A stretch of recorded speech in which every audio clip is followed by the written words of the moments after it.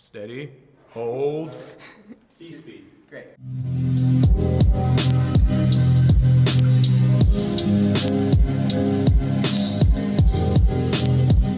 My name is Sloan Salinas. I'm from the Technique, which is Georgia Tech.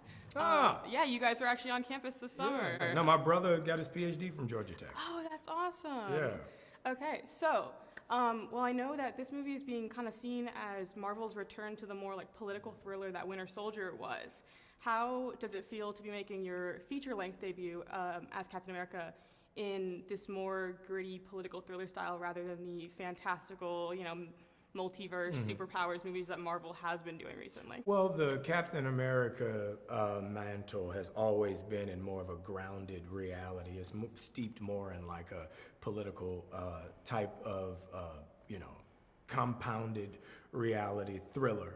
So this keeps in line with that perfectly. I feel like what we wanted to do with this movie is show that, the humanity and the dignity of Captain America is what matters. The man that we can emulate and look up to is what matters, not so much, what we put around him, but the pride of him as a human being is what's most important.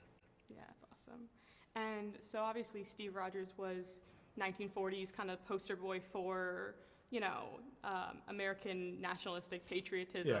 Yeah. So when it comes to you playing this new version of Captain America, who's not only a person of color, but also someone who's not enhanced in any way, doesn't have these inhuman superpowers almost, what do you want your version of Captain America to really stand for and communicate? Well, it's funny you asked that. When we did this movie, Julius Ona, our director, and I would talk every day. And the two words that kept coming up were compassion and empathy. And I think with Sam Wilson, when we first met Sam, he was a counselor. Yeah. He was a veteran. He was a humanitarian. And I think those characteristics only come with a certain type of humbleness and humanity. And that's what this Captain America represents. That's what Sam Wilson represents, because he didn't take the serum. So he has to use his heart and his humanity to solve problems. But he can't use his fist as his first priority. So it's really interesting because he's every man's Captain America. He's the Captain America we can look at and say that can be me. And I think that's what's most important about him. And what, I guess, elements of yourself are you trying to bring to Captain America? Because obviously, there's what you just said in terms of displaying these elements of empathy and compassion in Captain America, but what parts of you as just a person are you looking to show people through this character? The fun. No, I think with me, I think I've learned more from Sam than Sam has taken on of me. This role has affected me in a lot of different ways and changed my outlook and my being as a true-blooded, good human being. And what does that mean? For me, I listen now a lot more than I talk.